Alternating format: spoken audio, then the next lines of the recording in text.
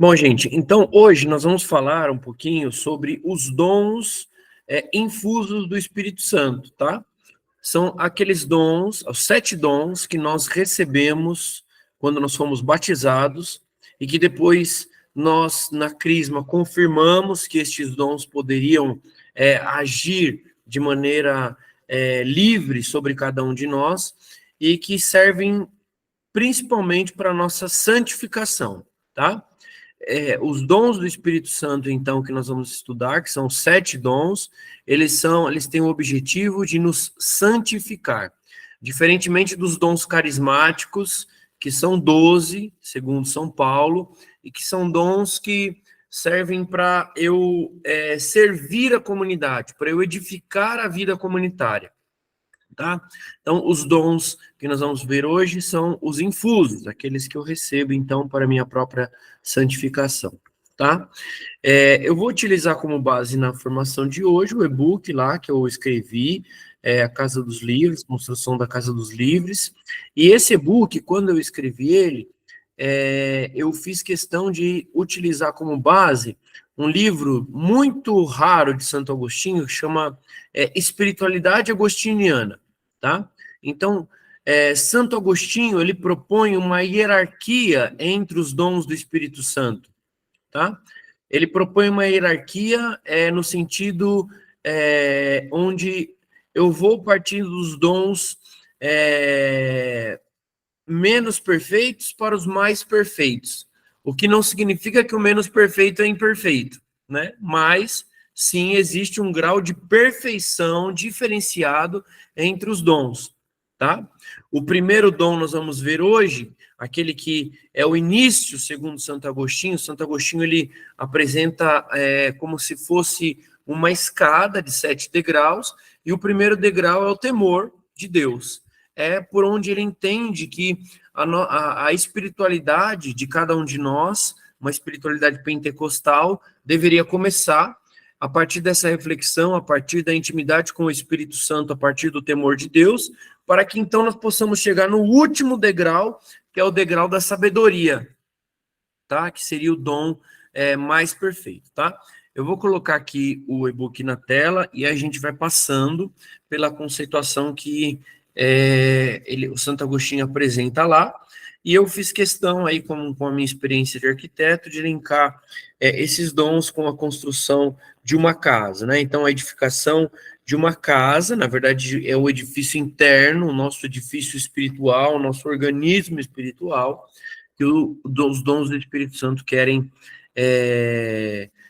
transformar, ali, construir na santidade para cada um de nós, tá? Então, deixa eu colocar aqui, tá, um minuto. Bom,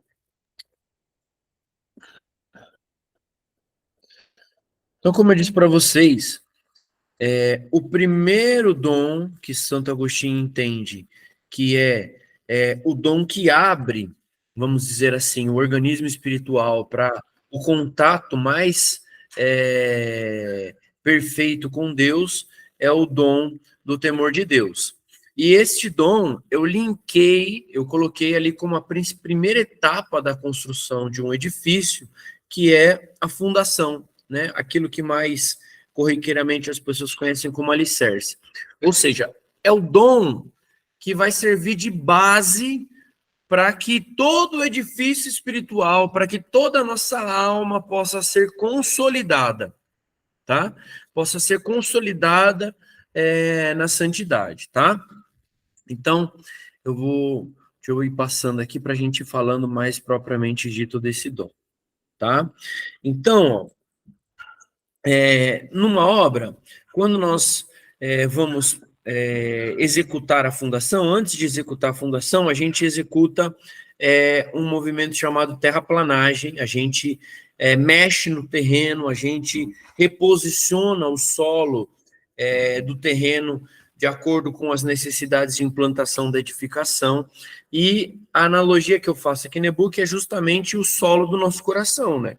O solo que muitas vezes está machucado, que muitas vezes tem buracos, que muitas vezes precisa ser modificado para que o Senhor possa semear a sua palavra, semear a sua vontade com mais clareza, e aí dentro de uma obra, esse solo também é mexido para que as camadas superiores desse solo, que na maioria das vezes são camadas que acumulam lixo, que vão fazendo com que o solo seja um solo não tão bom assim, precise ser retirada, tá? Então, eu começo citando isso, tá? E aí, então, a primeira coisa que Santo Agostinho diz, como eu falei para vocês, é que o temor do Senhor é o início da sabedoria, justamente porque este dom é o que vai começar, iniciar os cristãos no alcançar a sabedoria, tá? Então, é muito importante isso. Aí, aqui, eu também aproveitei quando eu estava escrevendo este e-book e consultei lá no site do Vaticano algumas homilias que o Papa Francisco fez quando, se não me engano, a Renovação Carismática completou 50 anos de existência, e onde ele também pôde fazer homilias ali próximo do dia de Pentecostes. Ele, a cada dia, na novena de Pentecostes, ele foi falando sobre um dos dons, então eu me aproveitei de alguns trechos que eu vou ampliar aqui para que a gente possa ver, tá? Então, o que o Papa Francisco diz a respeito do dom do temor de Deus? O dom do temor de Deus nos leva a amá-lo tão profundamente que tenhamos receio de ofendê-lo. Nada tem a ver com o temor do mercenário ou o temor do castigo do escravo, mas é o temor do amor do filho. É a rejeição que o cristão experimenta diante da possibilidade de ofender a Deus. Brota das entranhas do amor. Não há verdadeiro amor sem este tipo de temor. Medo de ofender o amado. Pelo dom do temor de Deus, a vitória é rápida e perfeita, pois é o Espírito que move o cristão a dizer não à tentação. O dom do temor de Deus está ligado à virtude da humildade, que nos faz conhecer nossa miséria, impede a presunção e a vanglória, que é a soberba, e assim nos torna conscientes de que podemos ofender a Deus. Daí surge o santo temor de Deus. Ele se liga também à virtude da temperança, combate a concupiscência e os impulsos desordenados do coração, para não ofender e magoar a Deus. Então aqui o Papa Francisco está deixando muito claro aquilo que é a perfeição do temor de Deus, que é aquele medo que nós devemos ter de ofender ao amado, tá? Aquele medo que nós devemos ter de causar o sofrimento em Deus. Claro, Deus, ele é espírito e ele não sofre como nós sofremos, afinal de contas o sofrimento é uma categoria própria humana, mas sim, Deus, ele se chateia, se é que a gente pode dizer, ele se ofende, se é que a gente pode dizer isso, justamente porque ele faz de tudo para que nós possamos ter vida em abundância, e muitas vezes a gente reage de maneira ingrata, de maneira completamente avessa àquilo que nós deveríamos reagir. E o Papa Francisco deixa muito claro isso, olha, pelo dom do temor de Deus, a vitória é rápida e perfeita, pois é o Espírito que move o cristão a dizer não à tentação.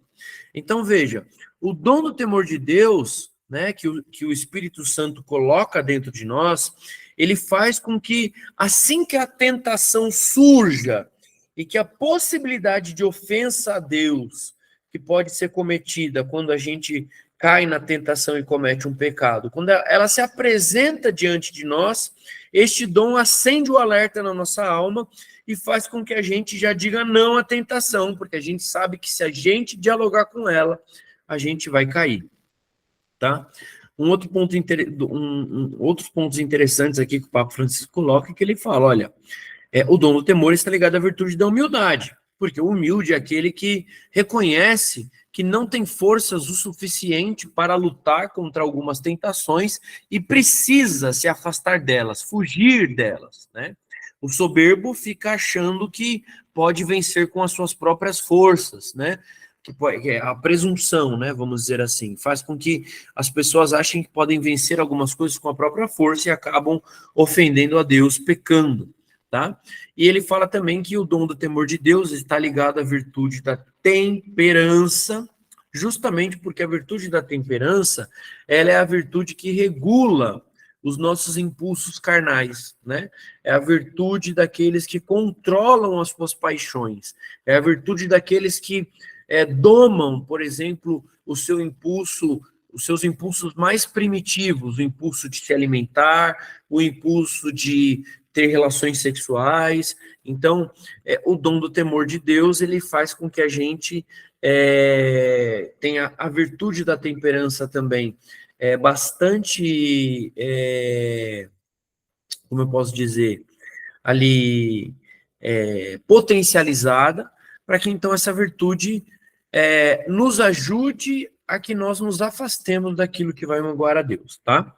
Bom, Santo Tomás de Aquino, ele diz o seguinte, né? Aliás, desculpa, aqui, ó.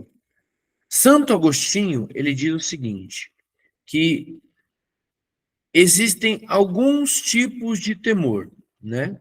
E Santo Tomás de Aquino, alguns séculos depois de Santo Agostinho, vai classificar de maneira mais clara esses temores, né? Aqui Santo Agostinho está dizendo, ó, temor servil é aquele que te faz recear arder na companhia do diabo.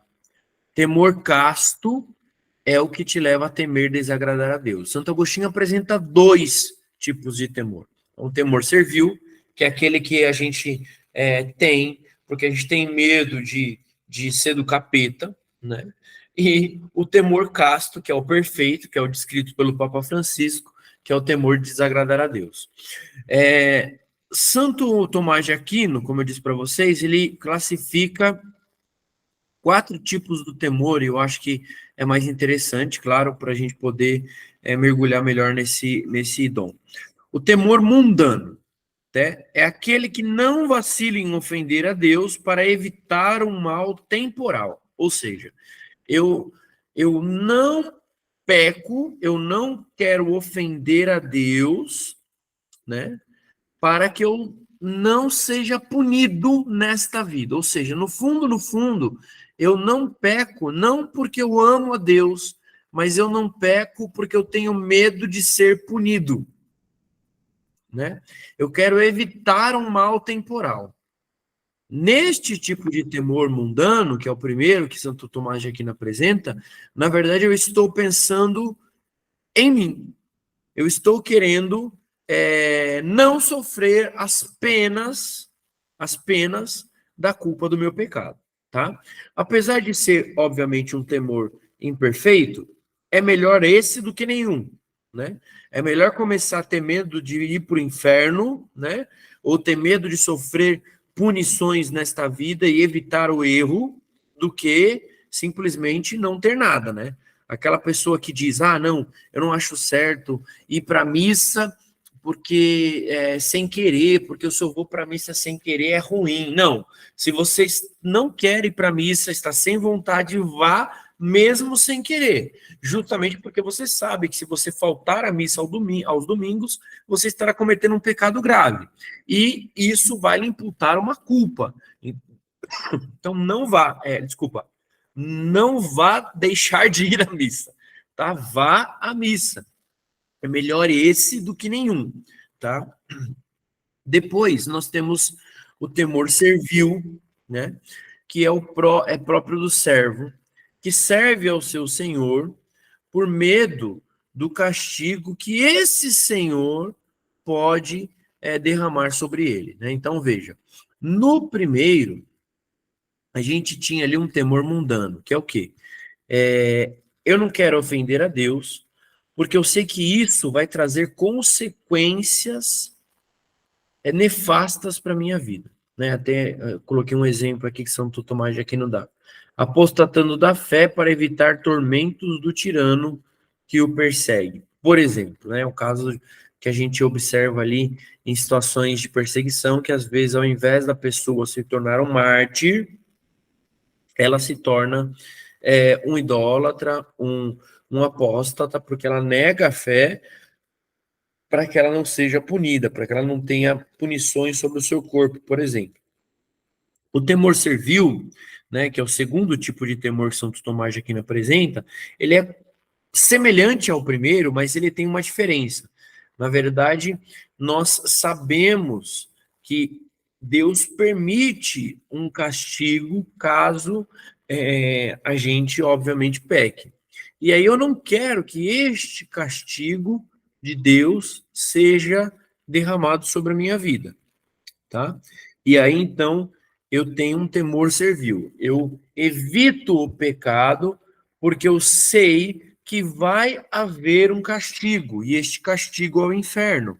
Eu sei que se eu morrer em pecado mortal, se eu morrer tendo cometido um único pecado mortal e não tiver me confessado antes da minha morte, eu irei para o inferno. Então, tendo medo disso, eu temo e me afasto do pecado. De novo, melhor esse do que nenhum. Depois nós temos o temor filial imperfeito, né? É aquele temor que evita o pecado, porque nos separaria de Deus a quem amamos. Já se compreende que esta classe de temor é muito boa e honesta, mas ainda não é perfeita, posto que ainda leva em conta o castigo próprio que lhe sobreviria, a separação do Pai e, portanto, do céu. É o chamado temor inicial, que ocupa um lugar intermediário entre o servil e o propriamente filial, né? Aqui, o que nós estamos vendo? Nós estamos vendo alguém que não peca, alguém que se afasta do pecado, porque tem medo de que o pai se afaste dele, né? De que ele deixe, obviamente, de receber os benefícios que a presença do pai traz. Por isso que é o começo do temor filial, mas ainda é imperfeito, tá? E por último, nós temos o temor filial perfeito, que é o próprio do filho amoroso, pendente das ordens do pai, a quem não desobedecerá unicamente para não lhe desagradar, mesmo sem ameaça alguma de pena de castigo. É o temor perfeitíssimo, daquele que sabe dizer com toda a verdade: ainda que não houvesse céu, eu te amaria, ainda que não houvesse inferno, eu te temeria, diz Santa Teresa d'Ávila. Então, o temor filial perfeito é aquele temor onde eu não ofendo a Deus porque eu amo e porque eu não quero desagradá-lo, pura e exclusivamente. Eu não tenho medo, eu não deixo de pecar porque Deus vai se afastar de mim, eu não deixo de pecar porque eu vou para o inferno, eu não deixo de pecar porque eu vou sofrer castigos temporais, né, nesta vida, né? A diferença, principalmente também aqui, do 1 para o 2, é que no 1 eu tenho castigos temporais, ou seja, nesta vida, e no 2 eu tenho castigo eterno, que é o castigo do inferno. Não, no quarto, que é o que nós estamos buscando, eu temo a Deus porque eu amo. E ainda que não existisse céu, ainda que não existisse benefício, eu amaria, tá? Quando nós estudamos a vida dos santos, nós vemos que alguns santos eles passam por uma coisa que chama noite escura do Espírito, quando eles não sentem a presença de Deus, que eles passam exatamente por aquilo que Jesus passou na cruz, que é a ausência de Deus. Pai, por que me abandonaste? Que foi a dor mais profunda que Cristo sentiu na cruz, né? A ausência completa de Deus. Ele nunca tinha sentido aquilo, né? Ele veio da Trindade, ele veio da imanência, ele veio do céu. No céu, a interação entre as pessoas da Santíssima Trindade é eterna e constante. Ele desce e continua sentindo a presença do Pai a todo momento, do Espírito a partir do batismo. Só que na cruz ele não sente a presença do Pai mais. E aí é exatamente isso, né?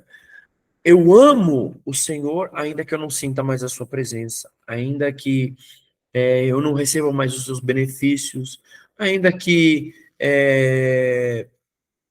o inferno exista, não importa, eu amo. Então esse é o temor filial perfeito, tá? Bom, comparando isso, né, com a fundação de uma casa, é fundamental justamente que esta casa tenha sua fundação perfeita para que o edifício possa ser erguido, como eu disse para vocês, e não sofra avarias no decorrer do tempo.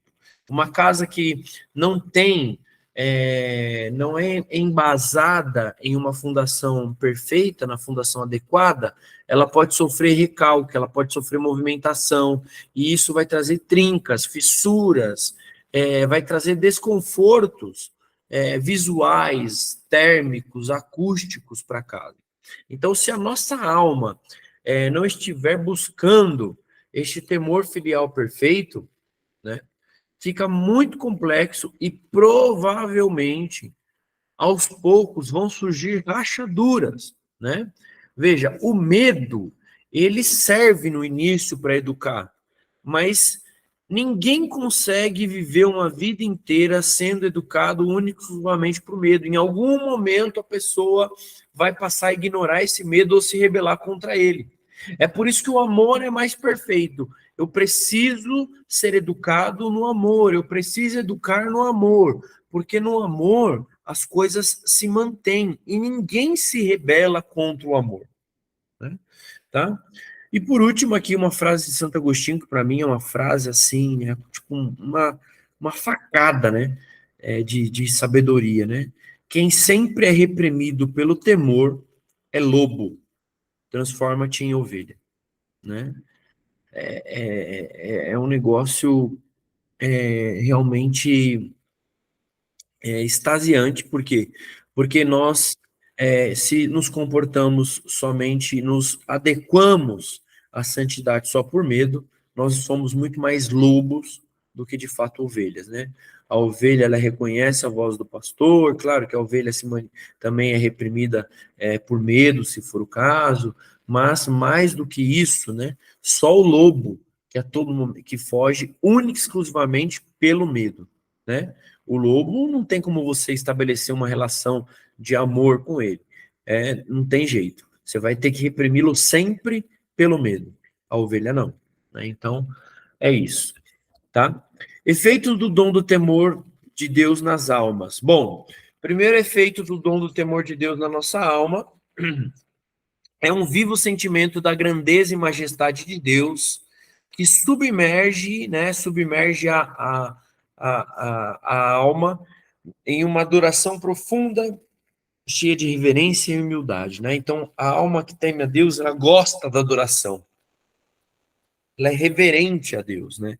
Ela se dobra diante de Deus, ela reconhece a necessidade do valor de estar bem dentro de uma capela, de respeitar o silêncio, as vestimentas, de ter a postura de reverência, e mais do que isso, na sua própria vida. Tudo na vida da pessoa é construído em cima dessa reverência a Deus, né? Depois, um grande horror ao pecado e uma vivíssima contrição por tê-lo cometido. Olha, se a gente teme desagradar a Deus, né?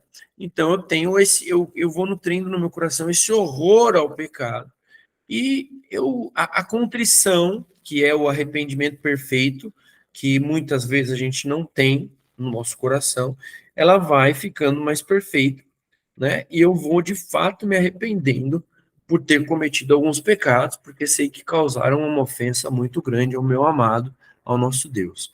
Terceira efeito do temor de Deus na nossa alma é uma vigilância extrema para evitar as menores ocasiões de ofender a Deus, né? Então, a gente vai ficando com essa alma alerta, né? Assim que a tentação se levanta, como o Papa Francisco disse, eu já fujo. E por último, desprendimento perfeito de tudo que é criado, né? Aqui vale lembrar os conceitos de São Tomás de Aquino, né? Então, eu vou me desprendendo daquilo que é criado, começo a me desprender daquilo que é criado. Tanto faz para mim se eu tenho ou não tenho determinadas coisas. O importante é que eu tenho o amor de Deus e que Ele me ama e que Ele está comigo e eu não quero desagradá-lo, né? Eu vou deixando de ser o dom do temor de Deus vai me ajudando a deixar de ser um idólatra. Eu vou quebrando os meus ídolos, fazendo com que a minha segurança esteja exclusivamente em Deus, começando a estar exclusivamente em Deus e não mais nas coisas, tá? Bom, meios para fomentar este dom na nossa alma. Meditar com frequência a infinita grandeza da majestade de Deus, né? Então, você quer aumentar o dom do temor de Deus, medite com frequência a grandeza da majestade de Deus. Acostume-se a tratar a Deus com confiança filial, mas não um filho que trata o seu pai de qualquer jeito, né? Tem que ser com reverência e respeito, né? Então, tratar a Deus como seu grande amado, como seu pai, o herói, né? Assim como uma filha pequena, um filho pequeno trata o seu pai herói, né? Que chega em casa e faz festa que o pai chegou, admira o pai, ama o pai, não quer fazer nada que desagrade o pai, essas coisas. Meditar com frequência na infinita malícia do pecado. Então, meditar sobre a malícia do pecado. Aqui entra propriamente a meditação dos 7 pecados capitais, muito importante. E conceber um grande horror para com ele. Depois, colocar cuidado especial na mansidão e humildade no trato com o próximo, né? Então, para você aumentar o temor de Deus dentro de você, você precisa ter um cuidado especial na mansidão e humildade no trato com o próximo, porque aquele que diz que ama a Deus sobre todas as coisas, mas não ama ao próximo que está vendo, como diz São João na sua carta, é um mentiroso. Por isso que eu preciso ser manso e humilde para amar também o meu próximo, porque amando o meu próximo, eu estarei amando a Deus. Tá? E pedir com frequência, né, ao Espírito Santo o temor reverencial de Deus. Do temor. Alguém tem alguma dúvida? Alguém quer fazer alguma pergunta a respeito do temor de Deus? Não? Então, vamos adiante. Bom, depois do temor de Deus, nós temos o dom da piedade, tá? Então, o segundo degrau da escada da perfeição que Santo Agostinho nos apresenta é o dom da piedade, que eu chamei da estrutura, né? Depois que a casa é construída, a sua fundação, a base que vai transferir os esforços daquela casa, né? As cargas, os pesos, as movimentações provenientes do uso, do vento, de tudo, para o solo, né? Depois que eu construo a fundação, eu começo as estruturas, os pilares da casa, as vigas da casa, aquilo que vai sustentar as paredes, as portas, as janelas, os canos, tudo. E aí eu linkei isso com o segundo degrau, que é o dom da piedade, tá? Aqui tá uma representaçãozinha de uma fundação para vocês verem, tá vendo? É um maciça, nesse caso aqui é uma fundação corrida, mas direta, né? Ou seja, uma fundação sapata, né? Uma casa pequena, tá? E aqui os arranques, onde a gente vai começar a construir os pilares. Bom, segundo Santo Agostinho, a piedade é a sabedoria do homem. Tá? Então, se o dom do temor de Deus é o começo da sabedoria, para Santo Agostinho, a piedade é a sabedoria do homem, aquilo que vai fazendo com que o homem eleve o seu coração ao céu, né? Por isso que entendo, inclusive, que foi muito providencial essa comparação que o Espírito de Deus me inspirou a fazer, porque justamente quando os pilares começam a subir, você começa a ter noção da verticalidade daquela edificação, né? Você começa a olhar para cima, a casa começa a crescer, né? A fundação geralmente não é vista, não é mostrada para quem está passando na rua, só os tapumes são vistos, mas quando começa a se elevar os pilares, então você começa a perceber que ali tem uma casa, né?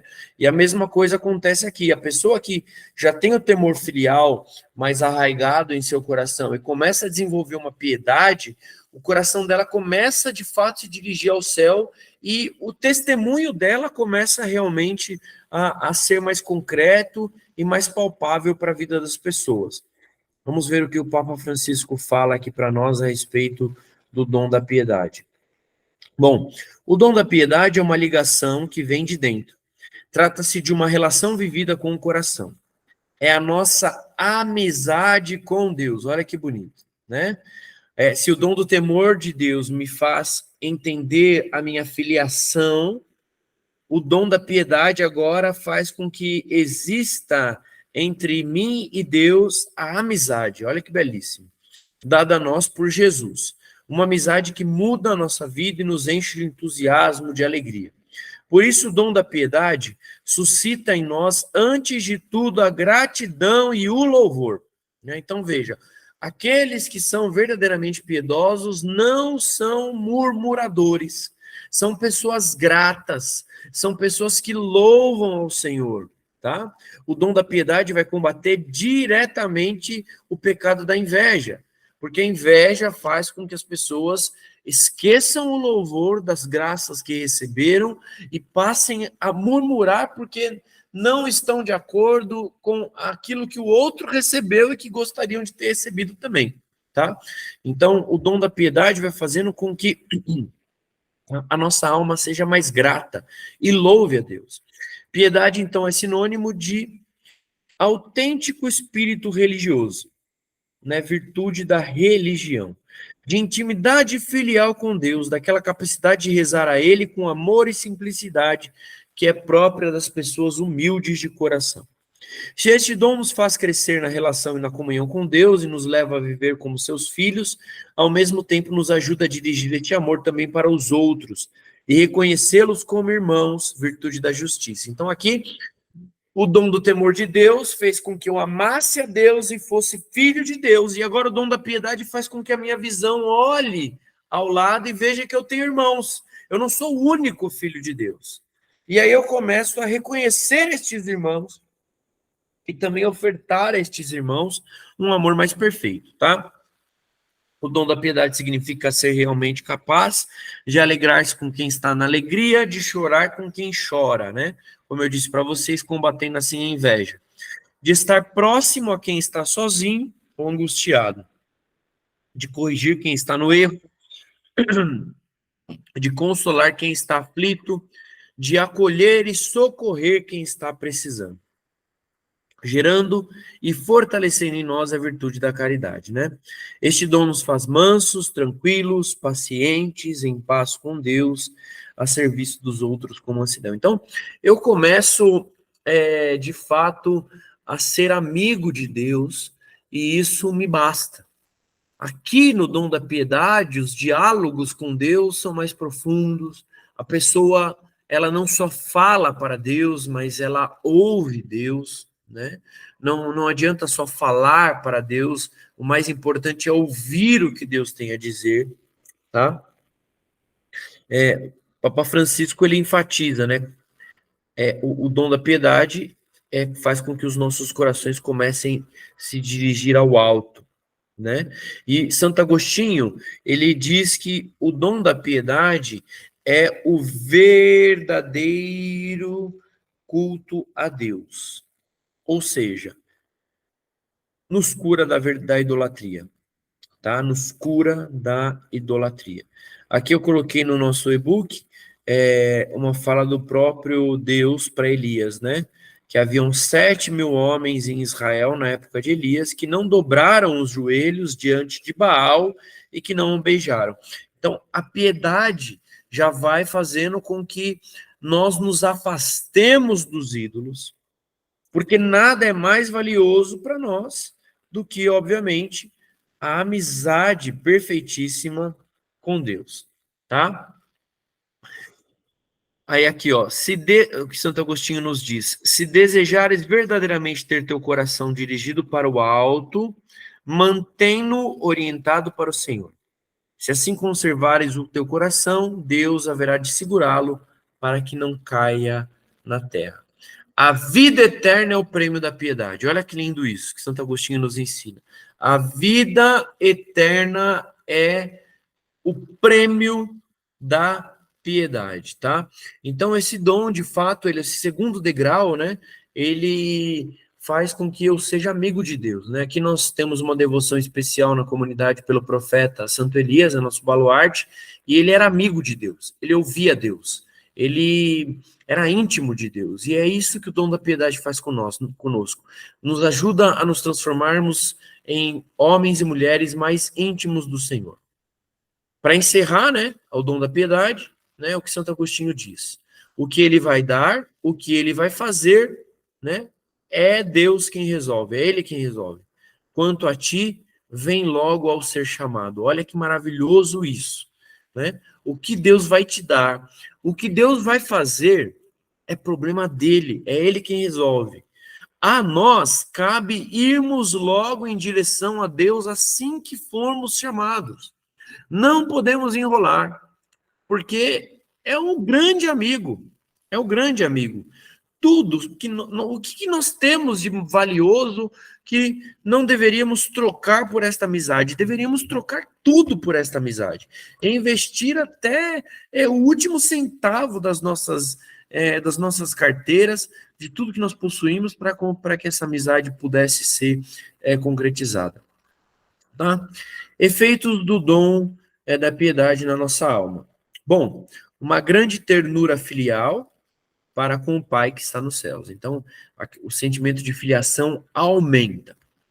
Depois, o dom da piedade nos faz adorar o mistério da paternidade divina intratrinitária. Veja, ele faz com que eu adore a paternidade de Deus na minha vida.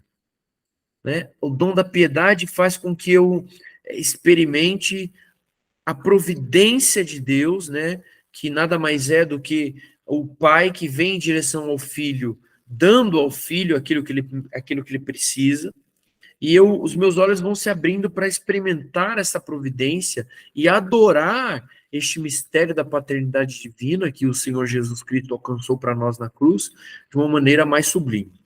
Depois, o terceiro efeito é um filial abandono nos braços do pai. Bom, se no 2 a gente começa a adorar a ideia de um pai tão maravilhoso, no 3 é óbvio que a gente quer, como uma criança, saltar de cima da mesa no colo desse pai maravilhoso e obedecê-lo, independente do que ele pede. E depois o quarto efeito nos faz ver no próximo o Filho de Deus, né? Aquilo que a gente falou também, não estamos sozinhos, nos braços desse pai não tem apenas eu, tem os meus irmãos. E por último, nos move ao amor e devoção às pessoas, coisas relacionadas de algum modo com a paternidade de Deus ou a fraternidade cristã. Então, o dom da piedade vai desenvolvendo na nossa alma a paixão pela vida dos santos, o dom da piedade vai desenvolvendo na nossa alma esse desejo de reverência por todos os mistérios da liturgia. A gente vai saboreando mais a liturgia da missa, a liturgia de uma adoração, a liturgia de uma novena, a liturgia das coisas sagradas, tá? E meios para aumentar este dom, para a gente ajudar a graça, né? Para a gente colaborar, veja, colaborar, né? Só enfatizando, a graça de Deus é de graça, mas a gente precisa colaborar. Cultivar em nós este espírito de filhos adotivos de Deus. Tá? Como que eu cultivo isso? Adorando a paternidade, me lançando nos braços do Pai, reconhecendo os meus irmãos. Cultivar o espírito de fraternidade universal, né? Como todos os homens, é o que nós falamos. Fraternidade, buscar a paz, buscar a irmandade, buscar... veja, aqui não é você fechar os olhos para o pecado, aqui não é você ficar criando teologias para acolher os irmãos que querem viver no pecado, não. Até porque fraternidade universal, muitas vezes, é você também dizer para o outro, você está errando, você precisa se converter, tá? Por terceiro, considerar todas as coisas, mesmo as puramente materiais, como pertencentes à casa do Pai, que é a criação inteira. Então, começar a perceber na criação que tudo é de Deus, né? Tudo é do Pai, toda honra, toda glória, é tudo dele. E cultivar o espírito de total abandono nos braços do Pai, né?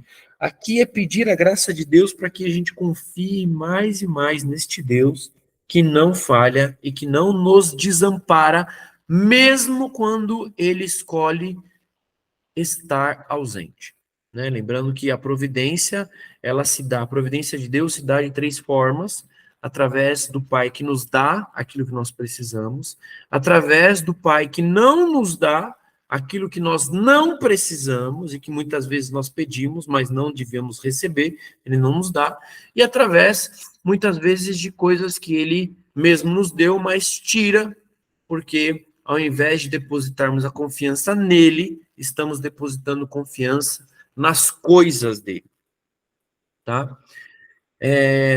Dom da piedade, eu estou falando meio rápido, meio sem respirar, porque são 7 dons e o tempo voa. Alguém quer perguntar alguma coisa do dom da piedade? Podemos ir para o próximo. Não? Então vamos para o próximo. Bom, depois do dom da piedade, chegamos ao terceiro dom, o terceiro degrau, que é o dom da ciência, tá? O dom da ciência. Eu comparei o dom da ciência com a vedação. O que é a vedação de uma casa? São as paredes, é aquilo que delimita os ambientes internos e aquilo que delimita o que é interno do que é externo. Aquilo que dá forma, propriamente dito, à casa, né? Então, veja, se eu já tenho a fundação pronta, se eu já tenho agora os pilares, as estruturas, que inclusive me dão a noção de verticalidade, que vão sustentar as paredes, agora eu tenho as paredes, agora a casa começa de fato a ter uma forma de casa mesmo, tá? Vamos ver então o que aqui está um exemplo ó, de tijolinhos sendo assentados, etc e tal, para a gente ter noção do que é. Tem umas fotinhas também bem bacanas, depois você pode, fundação, pilar, né, e paredes, tá? Vamos ver aqui os conceitos da ciência, segundo agora não mais o Paulo Francisco, mas o professor Felipe Aquino, lá da Canção Nova. Bom, o dom da ciência comunica-nos a faculdade de saber fazer.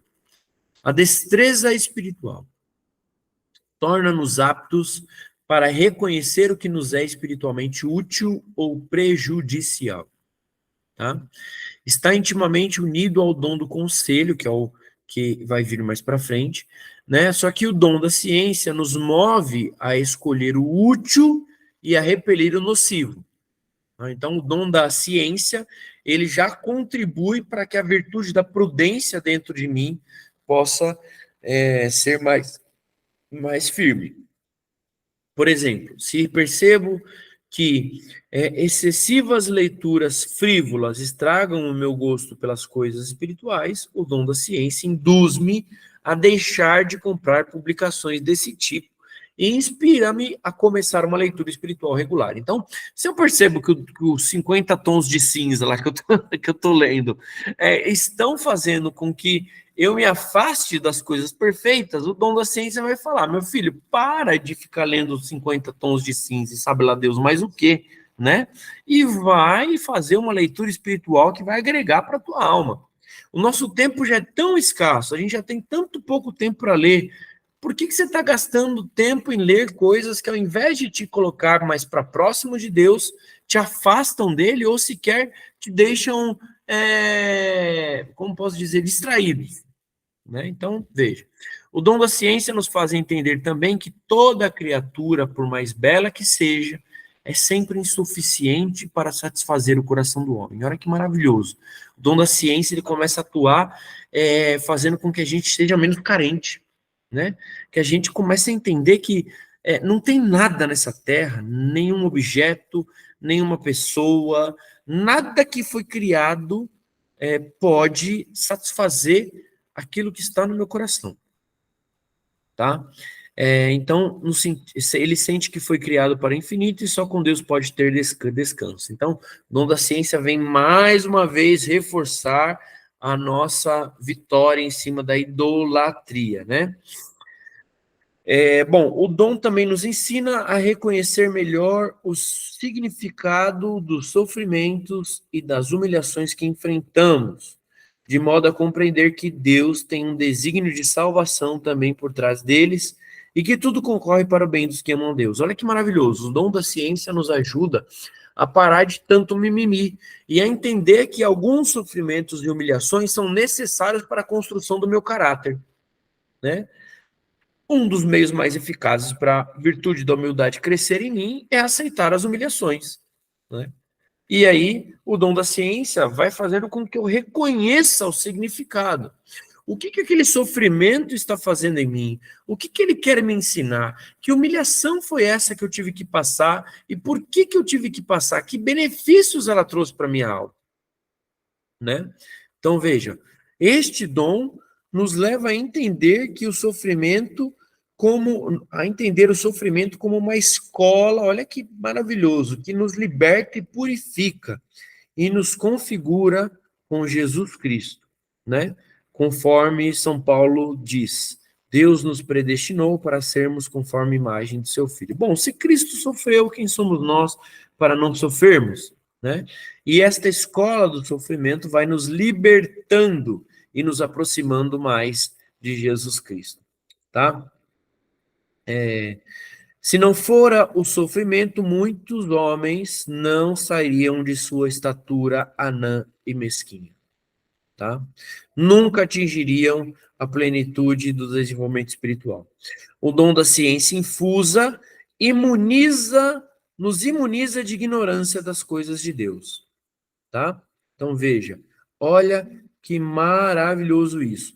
O dom da ciência faz com que a nossa inteligência possa ser amplificada e faz com que a gente deixe de ser um ignorante em relação às coisas de Deus, tá? Aqui, ó, o Papa Francisco diz, o dom da ciência põe-nos em profunda sintonia com o Criador, levando-nos a participar da limpidez do seu olhar e do seu juízo. Olha que profundo. O dom da ciência, ele faz com que eu agora comece a participar da limpidez do olhar de Deus e do juízo de Deus. Eu começo a perceber como Deus olha, como Deus julga, como Deus se porta. E eu começo a me configurar a esta atitude. Isso é fantástico, né? É fantástico e muito necessário para todos nós, tá? A ciência, né, segundo Santo Agostinho, é o conhecimento de si, de Deus, da criação, né? E aí, a minha parte, as paredes, as janelas e as portas da alma, né? Ou seja, a ciência infusa é o abrir do olhar de cada um de nós, que agora somos amigos de Deus, para a criação que Deus fez, de modo que eu perceba como ele olha para as coisas, como ele se comporta em relação a todas essas coisas. Aqui, ó, é um exemplo de rachaduras, né?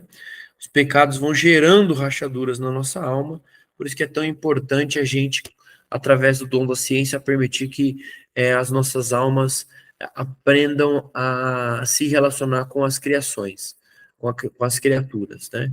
Para que então eu possa pecar cada vez menos até alcançar, ainda nesta vida, a santidade, tá? Efeitos que produz o dom da piedade, desculpa, o dom da ciência em nossas almas. Bom, ele nos ensina a julgar retamente as coisas criadas em função de Deus. Olha que maravilhoso. 2. Nos guia certeiramente acerca do que temos de crer ou não crer. Está percebendo que o dom da ciência vai abrindo a nossa inteligência.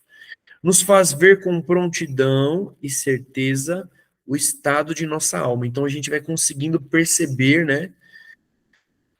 Ter mais conhecimento de si e perceber em que estado está a nossa alma. Se num estado agradável a Deus ou se num estado deplorável.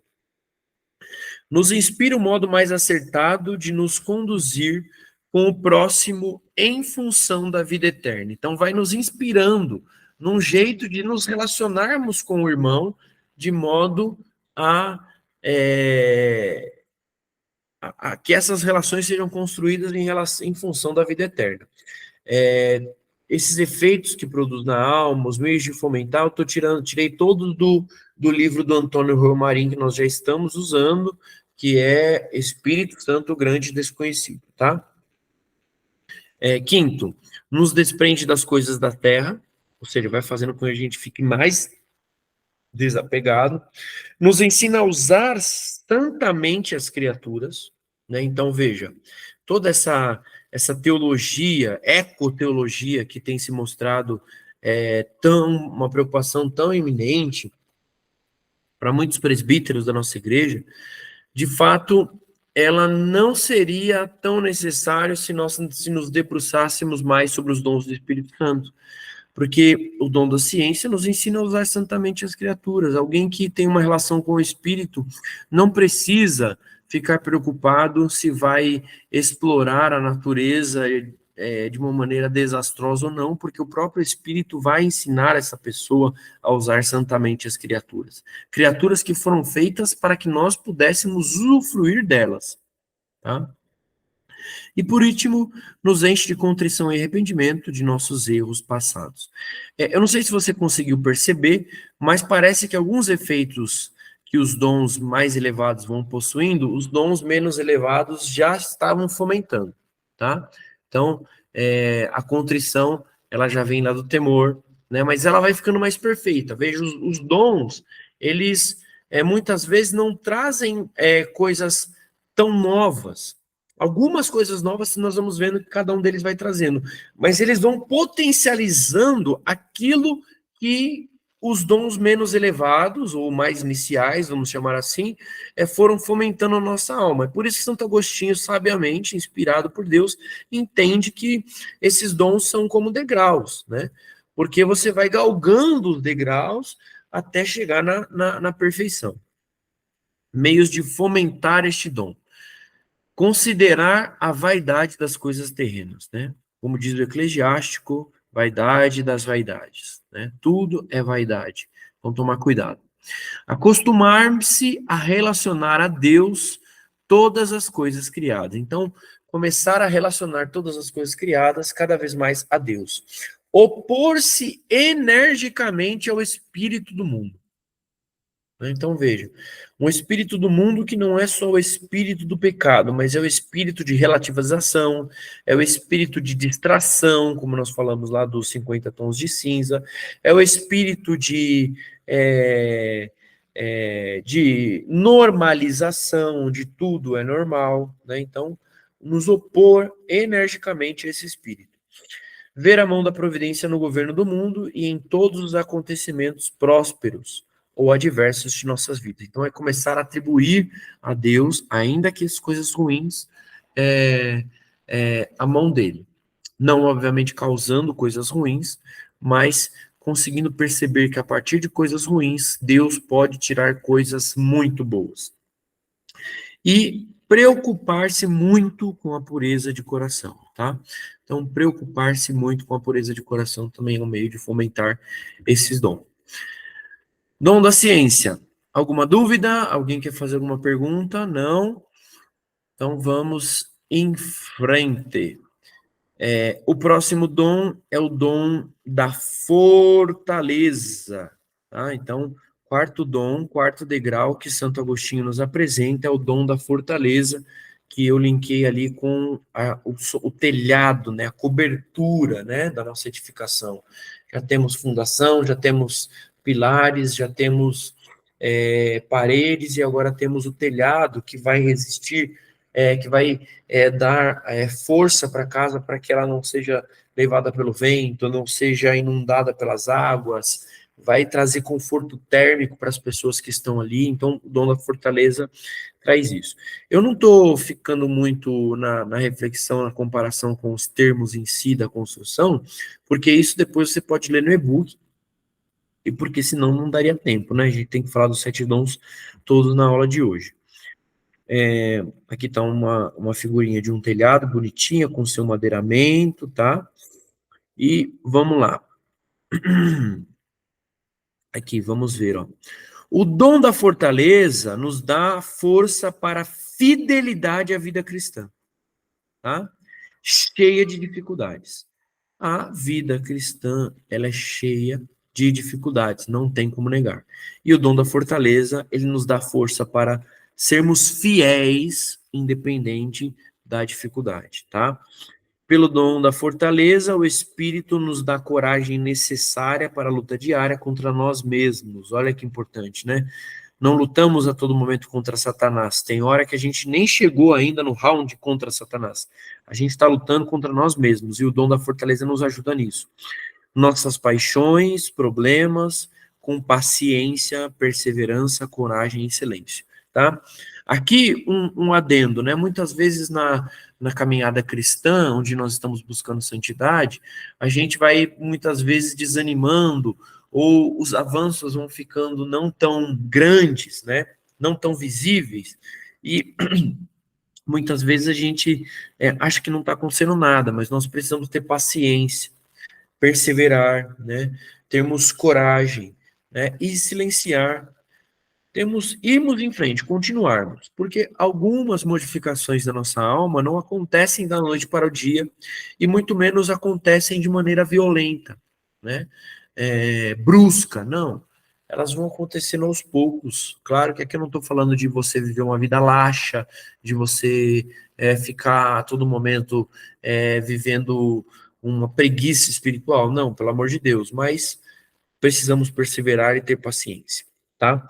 E aqui um detalhe importante: o martírio é o máximo grau da virtude da fortaleza, tá? O martírio é o máximo grau de fortaleza, da fortaleza cristã, tá? É o caso daqueles que devem enfrentar experiências particularmente difíceis e dolorosas que transtornam a sua vida e dos seus entes queridos.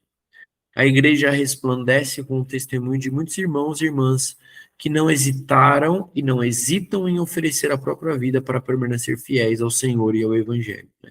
Aqui está falando dos santos, santos que foram violentados, que foram estuprados, que foram decapitados, que foram queimados vivos, mas que não arredaram um pé. Santos também que não foram martirizados, mas que tiveram uma vida perfeita, de dificuldades, de perseguição, de exílio, como é o caso de São João Evangelista, por exemplo, tá? Né?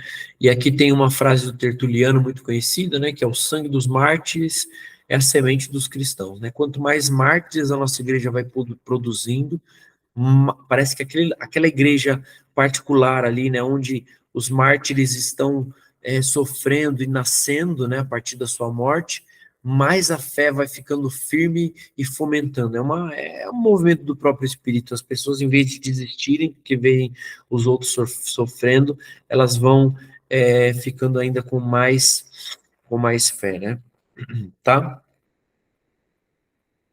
Aqui uma frase, um trechinho de Santo Agostinho, do livro que eu falei para vocês no começo da formação de hoje. A coroa da vitória é prometida, senão aos que lutam, nas divinas escrituras, senão aos que lutam, ou seja, tem que lutar. Nas divinas escrituras, muitas vezes, esta coroa te é assegurada se venceres, tá? Abre luta contra tua concupiscência. No santo batismo abandonaste os pecados, mas a concupiscência permanece, ou seja, a inclinação para o pecado permanece. Regenerado pelo sacramento, deves combatê-la sem quartel, ou seja, lutar a todo o momento, tá? Aí aqui, deixa eu ver o que mais que é interessante de nós falarmos do dom da fortaleza. Aqui, ó, né, Santo Agostinho, não alimentes esperança de repouso. Olha que animador, Santo Agostinho.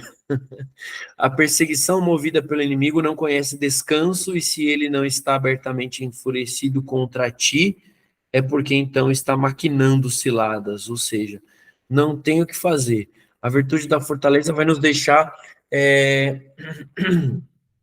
ali prontos, para que nós não sejamos presas fáceis para Satanás, tá? Olha que casa maravilhosa aqui, olha o telhado como já começa a dar uma forma maravilhosa para a nossa casa, para o nosso edifício espiritual, que é a santidade, tá? Efeitos que o dom da fortaleza produz na nossa alma. Proporciona para a alma uma energia inquebrantável na prática da virtude, né? Então, uma energia inquebrantável. Afinal de contas, a virtude, ela exige de esforço de nós e muitas vezes a gente acaba ficando, de certa forma, meio que cansado. Mas o dom da fortaleza nos impulsiona mais e mais, tá? destrói por completa a tibieza no serviço de Deus. Ou seja, destrói por completo aquela ideia de que a gente vai servir de qualquer jeito, fazer de qualquer jeito, servir nos ministérios que nós temos de qualquer jeito. Então precisamos pedir o dom da fortaleza para que nossos ministérios não sejam tíbios, né? Não sejam frios, mas quentes, fervorosos, né? O dom da fortaleza faz da nossa alma intrépida e valente, ante toda classe de perigos ou inimigos. Olha, faz da nossa alma corajosa, né, intrépida. O dom da fortaleza faz suportar as maiores dores com gozo e alegria. Olha que coisa maravilhosa. Ainda que venham dores sobre mim, o dom da fortaleza me faz ser impávido, né? Colosso, ali como tem no nosso hino nacional, diante dessas dores com gozo e alegria. E por último, proporciona à nossa alma o heroísmo do pequeno, ademais do heroísmo do grande. O heroísmo do pequeno e o heroísmo do grande aqui, depois até preciso arrumar um e-book que tem a nota de rodapé, mas eu acho, não sei, acho que eu não coloquei essa nota de rodapé, né? Se um dia a gente for publicar, ele tem que arrumar. Mas o heroísmo do pequeno é justamente o heroísmo daqueles que precisam de cada um de nós no nosso dia a dia, que precisamos enfrentar problemas pequenos e se manter firmes diante desses problemas pequenos. E heroísmo do grande é justamente quando nós temos posição de autoridade, posição de governo e precisamos enfrentar problemas maiores, mais complexos, para que a gente possa seguir firme, né? O dom da fortaleza ele não dispensa nada, ele faz com que a gente enfrente tudo, né? Para nós que vivemos em comunidade, por exemplo, o dom da fortaleza é extremamente essencial, porque dentro de uma comunidade as coisas não podem ficar passando, a gente não pode ficar fazendo vista grossa a algumas coisas, estamos aqui para alcançar a perfeição juntos, aí muitas vezes esse atrito vai existir, e o dom da fortaleza faz com que a gente siga adiante, tá? Sem ficar toda hora com mimimi, querendo desistir. Meios de fomentar este dom. Acostumar-se ao cumprimento exato do dever, apesar de todas as repugnâncias. Ou seja, eu preciso me acostumar a cumprir aquilo que eu fui chamado a cumprir de maneira exata, ainda que aquilo seja repugnante, ainda que eu não queira, ainda que eu tenha nojo, ainda que eu tenha qualquer tipo de sentimento, eu preciso executar. Tá? Isso vai fazendo com que o dom da fortaleza aumente, né? Aqui, por exemplo, a gente tem que as meninas limpam o galinheiro, limpam as ovelhas, então executar isso ajuda a aumentar a fortaleza. Amanhã a Bárbara que está acompanhando aqui vai ter que limpar a ferida de ovelha, então tudo isso, essa prática ajuda a gente a ser mais forte. Não pedir a Deus que nos tire a cruz, realmente que nos dê força para suportá-la santamente. Olha, não pedir a Deus que nos tire a cruz, né? Mas pedir que a gente consiga suportá-la. Isso é importante, porque muitas vezes na nossa fé tímida e na nossa fé tíbia, a gente fica pedindo para que Deus afaste o cálice da gente, mas a gente não faz a segunda parte da oração, que é, se for da tua vontade, que este cálice venha. Né? Pratiquemos com valentia ou debilidade mortificações voluntárias. Né? Então aqui, precisamos praticar mortificações com valentia ou pelo menos de maneira débil, mas precisamos fazer. Débil no sentido de, ainda que seja meia boca, fraca, com falha, mas tem que fazer. Né? E precisamos buscar na Eucaristia a fortaleza para as nossas almas. Tá? Dúvidas sobre o dom da fortaleza? Alguma consideração? Querem falar alguma coisa? Não? Então vamos adiante. Quinto dom, quinto degrau. Eu acho que eu vou passar um pouquinho das 10, tá, gente? Mas seria legal a gente terminar hoje esses dons, para semana que vem a gente poder ir para a última formação mais tranquila. Dom do conselho, que eu comparei com o caixilho e o próprio revestimento das paredes da Casa dos Livros. Aqui, no quinto degrau, a gente começa a já ter efeitos mais apurados e mais, vamos dizer assim, complexos. Nós vamos perceber isso, tá? Aqui, deixa eu ver aqui. Bom, finalmente chegamos ao dom do conselho, fase avançada de santidade, tá? Então nós estamos aí numa fase mais avançada da santidade. O dom do conselho, nós vamos ver que ele é bastante mais complexo, vamos dizer assim, tá? O dom do conselho aguça o nosso juízo, tá? Com a sua ajuda, percebemos e escolhemos a decisão que será para a maior glória de Deus e nosso bem espiritual. Olha que fantástico. Sem o dom do conselho, o juízo humano é demasiado falho. Então, no dom do conselho, o nosso juízo tá mais apurado, a ponto de que eu tomo as decisões sempre visando a glória de Deus e o bem espiritual. Meu bem espiritual e o bem espiritual dos meus irmãos, tá? Afirmam os teólogos que Deus não deixa faltar às suas criaturas o que lhes é necessário. E tudo faz com número, peso e medida.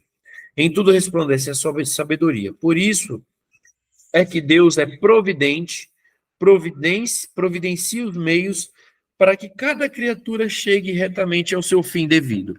Então aqui Deus, ele não só dá, como ele não dá e também tira, tá? E o dom do conselho vai fazendo com que a gente entenda com mais clareza que este movimento do Pai que nos ama é para que nós sejamos santos e para que esta santidade possa dar glória a Ele. É por meio da virtude da prudência que cada cristão delibera sobre o que deve e não deve fazer. É a prudência que avalia os meios em vista do respectivo fim. Em correspondência à virtude da prudência, existe o dom do conselho, que permite ao cristão tomar as decisões oportunas sem a fadiga e a insegurança que muitas vezes caracterizam as decisões da virtude da prudência. Olha que sutil. O dom da prudência, ele faz com que que a nossa inteligência seja iluminada pelas consequências de determinadas escolhas. Só que essa iluminação, ela ainda não é tão perfeita quanto a iluminação do dom do conselho. Por quê? Porque sabendo as consequências, a virtude da prudência, ela ainda faz com que a gente tenha certo desconforto, uma fadiga, e ainda tem alguma insegurança em tomar a decisão mais acertada, que vai gerar melhores consequências para o nosso organismo espiritual, ainda que essas consequências sejam ruins para o nosso corpo, por exemplo. O dom do conselho, ele faz o quê? Ele faz com que a gente tenha menos fadiga e menos insegurança. É como se a escolha ficasse mais ágil, mais desperta, sabe? Tá? A prudência, então, por si, não basta para que o cristão se comporte à altura de sua vocação de filho de Deus. Vocação que exige, simultaneamente, grande cautela e coragem. Nem sempre a virtude humana vê nitidamente o modo de proceder corretamente.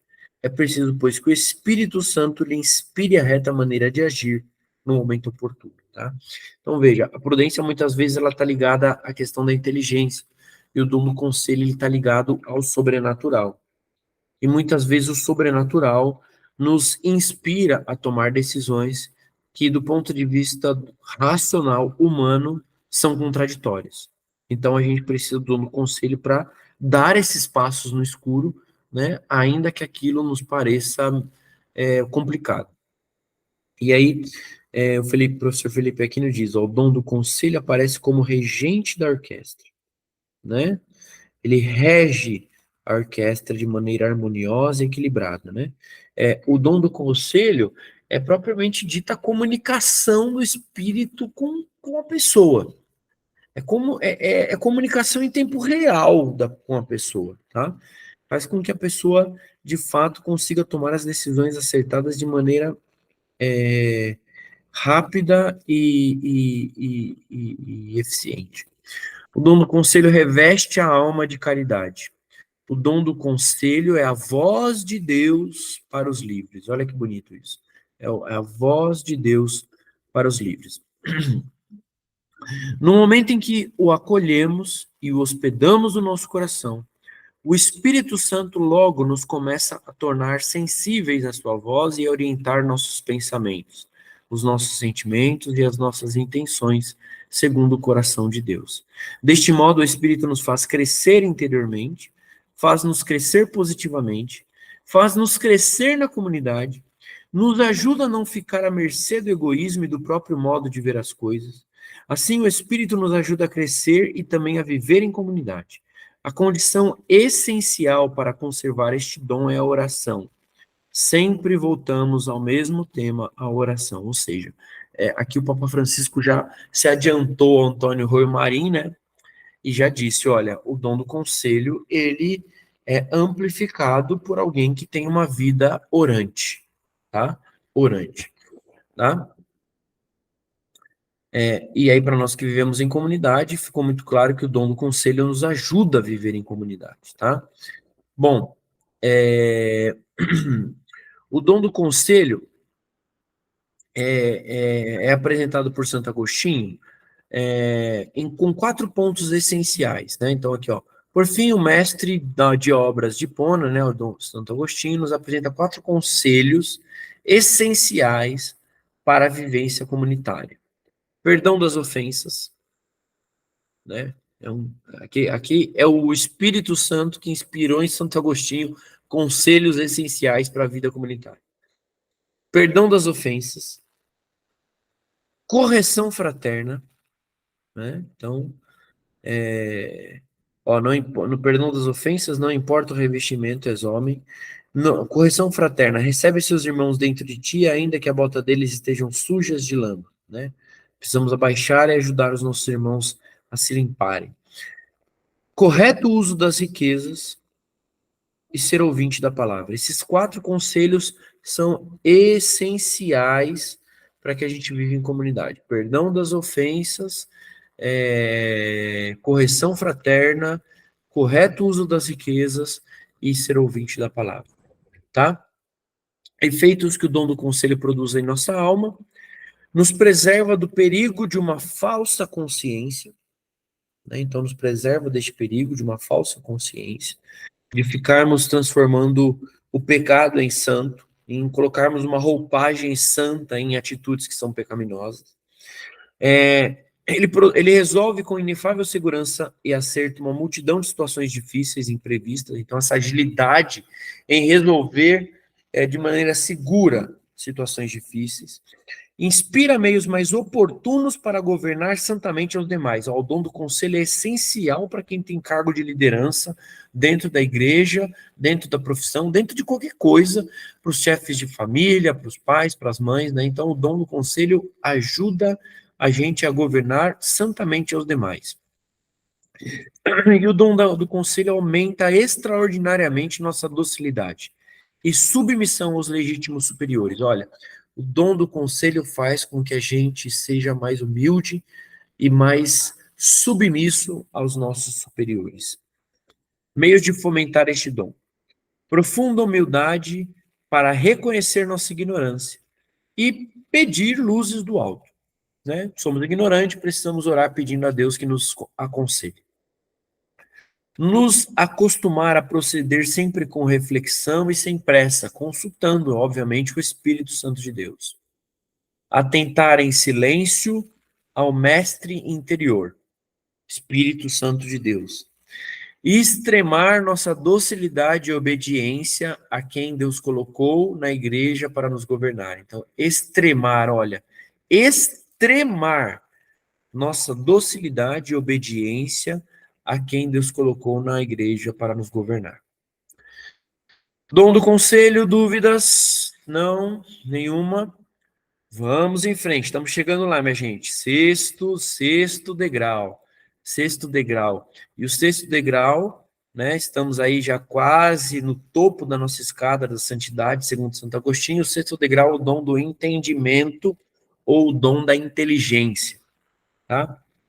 E que eu comparei com o mobiliário daquela casa dos livros, né? Afinal de contas, uma casa sem móveis não serve para muita coisa.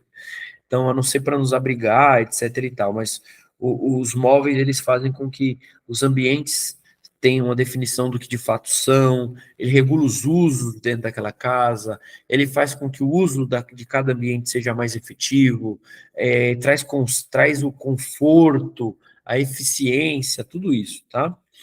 Então vamos lá.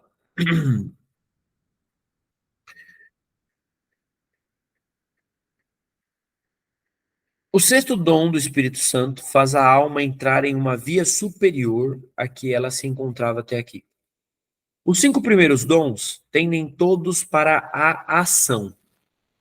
O temor de Deus, fundação, remete o homem ao seu lugar, humilhando. A piedade, né, supraestrutura, abre seu coração às afeições divinas. A ciência, a vedação, ensina-o a discernir entre a vida da salvação e a via da salvação e a via da perdição. A fortaleza o arma para o combate, e o conselho dirige o homem em seus pensamentos e em suas obras. Agora, então, ele pode agir e seguir pela estrada com esperança de chegar ao termo, a santidade. Então, o Dom Prosper Gueranger, que é um monge beneditino, ele diz que os 5 primeiros dons, todos tendem para a ação. E agora nós vamos entender o que o dom da inteligência e do entendimento faz conosco, tá? Aqui já tem um spoiler, né? Nem tudo é mortal, mas pode ser venial, né? Então a gente precisa, para ser santo, não apenas deixar de cometer pecados mortais, mas deixar de cometer pecados veniais, né? Então o dom da inteligência vai nos ajudar com isso, tá?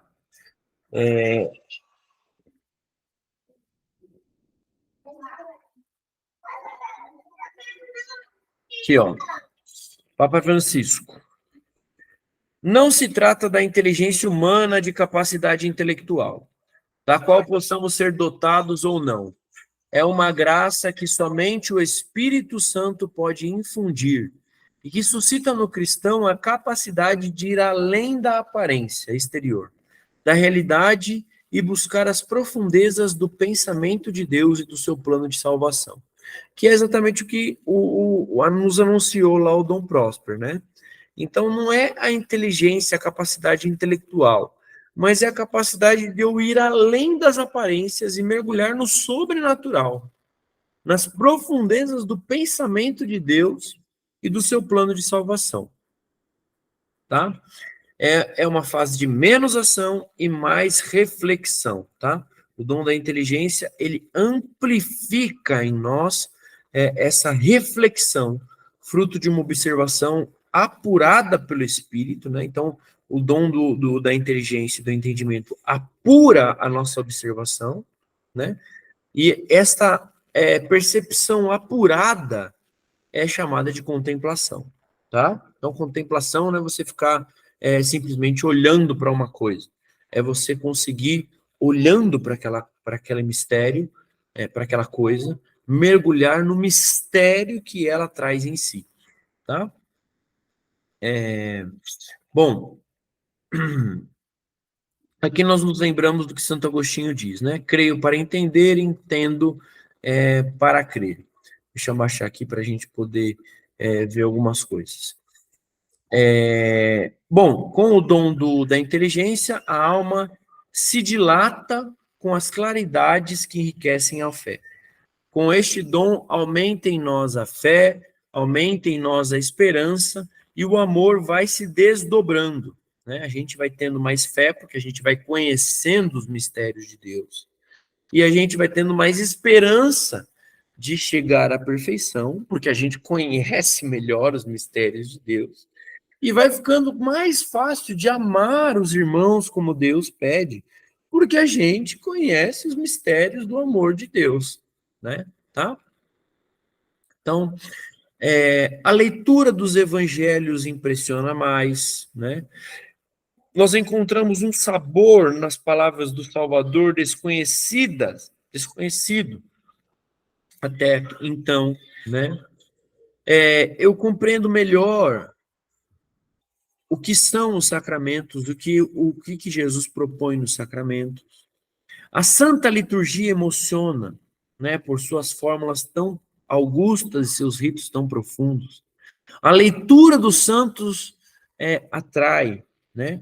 Nada a espanta nos seus sentimentos e nos seus atos. Aprecia seus escritos mais do que quaisquer outros e sente um aumento de bem-estar espiritual, tratando com esses amigos de Deus, né? Então, veja, os santos a vida dos santos vai começando a fazer com que a gente se desperte mais, se interesse mais por aquilo que eles viveram, né? Este dom reflete a nossa pureza de coração. Afinal, vamos imprimir em cada ambiente e nossa identidade carismática e o exterior reflete o meu interior. Então, o dom do conselho, o dom da inteligência, ele vai fazendo com que, de fato, eu alcance aquilo que uma das bem-aventuranças diz, né? Que os puros de coração verão a Deus. Eu vou vendo verdadeiramente a Deus, né? Aqui, Santo Agostinho vai dizer no livro que vai se beirando de fato ao êxtase espiritual, e você vai tendo prazer em contemplar os mistérios de Deus de maneira simples. Um versículo bíblico é capaz de fazer você mergulhar de uma maneira nunca antes mergulhada num momento de oração, por exemplo. Tá? Então, aqui o dom da inteligência é a ergonomia da alma, né? Então, o dom da inteligência faz com que a nossa alma agora ela tenha mais clareza de tudo e faz com que a gente saboreie os mistérios de Deus ainda com mais certeza, fazendo com que a fé aumente, com que a esperança aumente, com que a caridade aumente, né? Então, olha que importante nós pedirmos o dom do entendimento e o dom da inteligência para o nosso Senhor Deus, tá? Este dom se conserva pela humildade, moderação dos desejos, né, combate à gula, e recolhimento interior. Uma conduta dissipada detém o seu desenvolvimento e pode mesmo abafá-lo. Então, uma conduta dissipada, distraída, com poucos momentos de oração, com pouco recolhimento interior, pode abafá-lo. Essa alma pode se conservar recolhida mesmo em uma vida ocupada. Olha aí, ó. Essa alma pode se conservar recolhida mesmo em uma vida ocupada e cheia de deveres. E até no meio de distrações obrigadas, às quais a alma se presta sem se prender. Que ela seja simples a seus próprios olhos e o que Deus esconde aos soberbos e revela aos pequenos lhe será manifestado. Tá? Efeitos do dom do entendimento da inteligência na nossa alma. Nos faz ver a substância das coisas ocultas sob os acidentes. Então, a gente começa a perceber a substância, né, o ser das coisas ocultas, mesmo a partir dos acidentes, que são as transformações materiais daquelas coisas. A gente vai mergulhando, né? É um dom mais filosófico, é um dom que vai fazendo com que o nosso interior realmente façam reflexões mais profundas.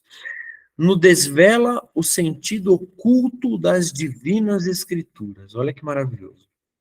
Né? Nos manifesta o significado misterioso das semelhanças e figuras. Né? A gente vai conseguindo comparar as figuras que vão se apresentando nas nossas reflexões, coisas do dia a dia, com aquilo que é mistério de Deus.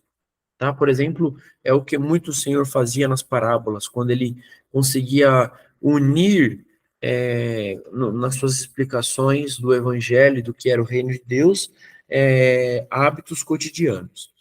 Nos desvela sobre aparências sensíveis às realidades espirituais, né? Que eu acabei de falar. Então, o reino de Deus é como um homem que deixou as 99 ovelhas e foi atrás daquela que se perdeu. Né? As aparências sensíveis a realidades espirituais. Nos faz contemplar os efeitos contidos nas causas. Então, antes mesmo de receber o efeito de determinada ação, aquilo que causa aquela ação, eu já consigo contemplar o efeito que virá depois. Né? Então, eu já consigo ter como que uma previsão daquilo que vai acontecer de acordo com aquela causa. Nos faz ver finalmente as causas através dos efeitos. E por fim, a gente consegue ver o que causou determinada coisa, olhando única e exclusivamente para o efeito. Tá? Meios de fomentar este dom. Avivar a fé com a ajuda da graça ordinária. Então, a gente precisa buscar sempre esse avivamento da fé, pedindo a Deus essa graça ordinária e ficando atentos a todas as manifestações dele, através da palavra, da vida dos santos, da pregação e assim por diante. Preciso cultivar a perfeita pureza de alma e de corpo, me afastando de toda e qualquer menor possibilidade de pecado. Recolhimento interior, né, ter mais momentos de recolhimento interior e conseguir alcançar, né, treinar esse recolhimento interior mesmo em meio às preocupações e atividades diárias. Ser fiel à graça de Deus e invocar constantemente ao Espírito Santo, tá? Percebem que aqui até algumas explicações, como eu disse para vocês, elas começam a ficar mais complexas, né? Porque de fato é algo já mais muito elevado. Bom, vamos então ao último dom para a gente encerrar nossa formação. E o último degrau é o dom das sabedoria, que eu chamei de um manual da Casa dos Livros, né? Que é o manual que nós recebemos assim que a casa ficou pronta, assim que a casa é entregue ao seu dono, ele recebe um manual que explica onde estão todas as coisas, como funcionam todas as coisas, né? E é exatamente isso que a sabedoria faz com cada um de nós, tá? Então vamos entrar aqui em algumas definições da sabedoria, e aí novamente é o Papa Francisco quem vai nos ajudar, tá? Portanto, não se trata simplesmente da sabedoria humana, que é fruto do conhecimento e da experiência. Na Bíblia, narra-se que no momento da sua coroação como rei de Israel, Salomão tinha pedido o dom da sapiência. E a sapiência consiste precisamente nisso. É a graça de poder ver tudo com os olhos de Deus. Olha que fantástico. A sabedoria é ver tudo com os olhos de Deus. É simplesmente isto: ver o mundo, as situações, as conjunturas e os problemas, tudo com os olhos de Deus. Nisto consiste a sabedoria. Às vezes nós vemos a realidade segundo o nosso prazer, né? Segundo os nossos desejos luxuriosos, ou em conformidade com a situação do nosso coração, com o amor ou com o ódio, com a inveja. Não, este não é o olhar de Deus. A sabedoria é aquilo que o Espírito Santo realiza em nós, a fim de vermos todas as realidades com os olhos de Deus, né? Então, olha, o dom da sabedoria, né, como nos apresenta o Papa Francisco, é eu ver tudo de acordo com o coração de Deus, não mais com as minhas necessidades, com os meus desejos, com os meus pecados, com as minhas intenções, por mais puras que sejam, mas não, ver única e exclusivamente com a intenção e com o coração de Deus. Obviamente, ele deriva da intimidade com Deus, da relação íntima que temos com Deus, da nossa relação de filhos com o Pai. E quando mantemos esta relação, o Espírito Santo concede-nos o dom da sabedoria. Quando estamos em comunhão com o Senhor, é como se o Espírito Santo transfigurasse o nosso coração, levando-o a sentir toda a sua veemência e predileção, tá? Então, veja, o Espírito Santo faz com que o cristão seja sábio. E o que é o sábio? Ele sabe de Deus, ele sabe como Deus age. Ele distingue quando é algo de e quando não é, né? Então, o coração do homem sábio nesse sentido tem o gosto e o sabor de Deus, ou seja, ele sabe quando Deus está agindo, ele sabe quando Deus está agindo, ele sabe por que Deus está agindo. Então, é obviamente um dom elevadíssimo, que só pode ser concedido por cada um de nós se antes nós trilhamos esses outros 6 degraus e, obviamente, recebemos esse dom belíssimo do próprio Espírito Santo de Deus, tá? Bom, aí Antônio Rui Marim diz: a casa interior livre passa a ser morada da Trindade e a participar da vida divina. Nossa, olha que belíssimo, né? No dom da sabedoria, de fato, agora quem manda nessa casa, né, de verdade, é a Trindade, né? Ela leva até, o dom da sabedoria leva até o heroísmo, a virtude da caridade. É o que nós observamos, por exemplo, numa Madre Teresa de Calcutá, né? Uma caridade levada ao heroísmo.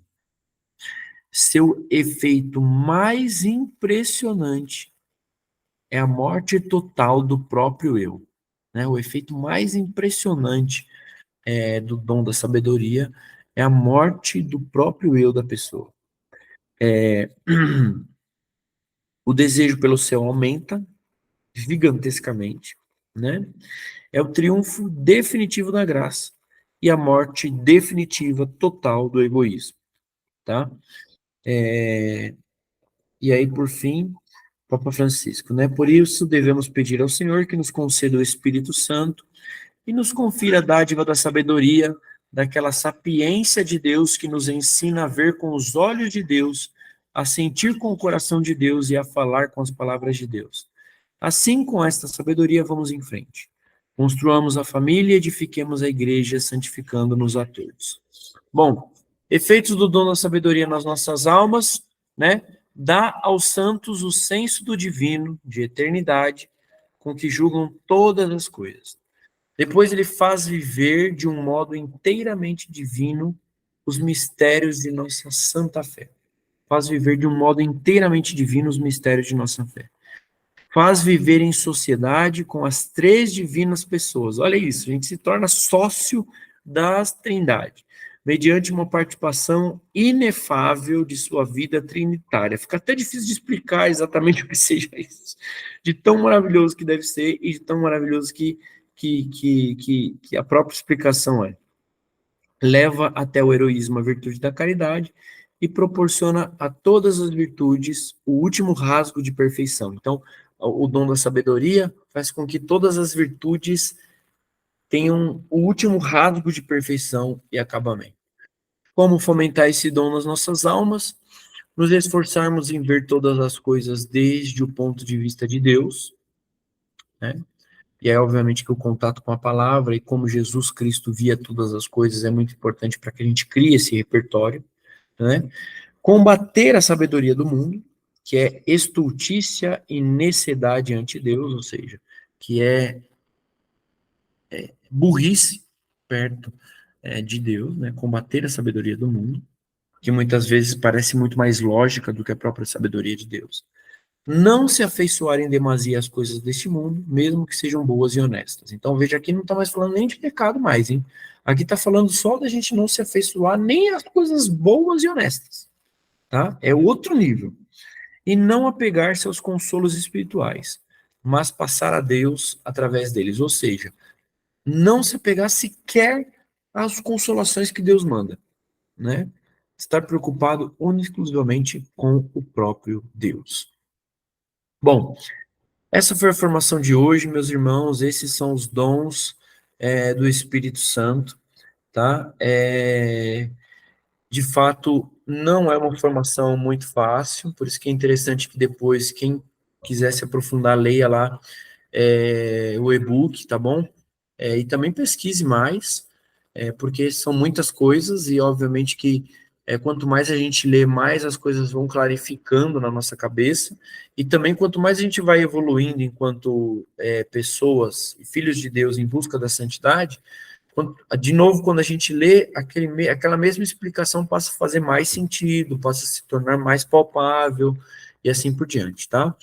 Então, é isso. Deus abençoe. Semana que vem nós vamos dar uma passada nos dons carismáticos e também vamos falar um pouco de virtudes. E aí nós encerramos o nosso curso do Espírito Santo. Tá bom? Ave Maria, cheia de graça, o Senhor é convosco. Bendita sois vós entre as mulheres e bendito é o fruto do vosso ventre, Jesus. Santa Maria, Mãe de Deus, rogai por nós, pecadores, agora e na hora de nossa morte. Amém.